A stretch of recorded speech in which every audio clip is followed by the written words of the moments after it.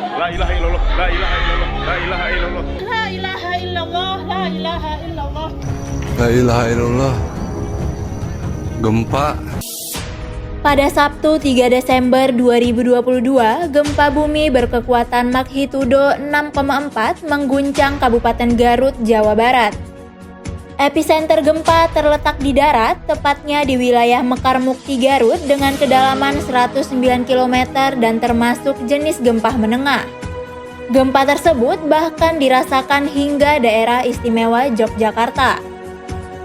Sehari kemudian, 3 gempa mengguncang wilayah Tasikmalaya dengan kekuatan magnitudo 2,8 dan magnitudo 2,9. Karena epicenter berada di darat dan kedalaman 10 km, warga pun mengaku guncangan gempa terasa begitu kuat.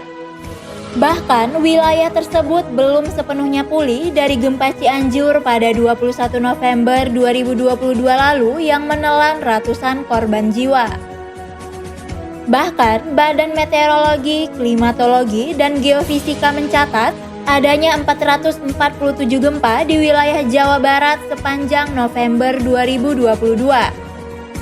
Lantas, benarkah gempa besar kerap terjadi di akhir tahun?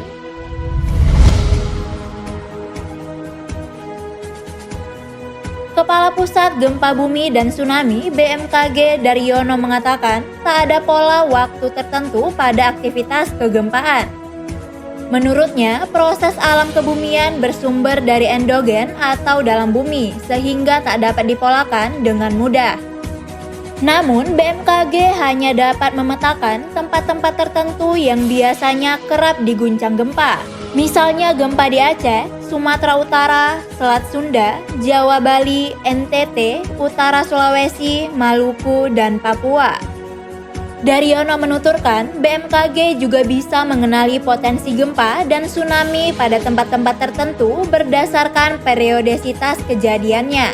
Gempa dan tsunami Aceh 2004 misalnya, suatu saat akan terulang kembali, namun tak ada yang bisa memprediksi waktu tepatnya. Itu berlaku bagi sumber gempa lainnya atau sesar-sesar aktif, seperti pembangkit gempa Cianjur atau sesar opak di Yogyakarta.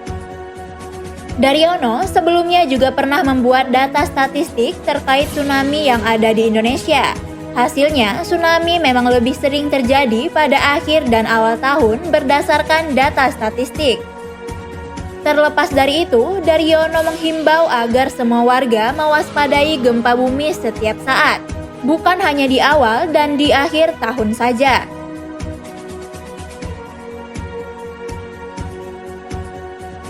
Bisanews.id, Nindya Farisa mewartakan.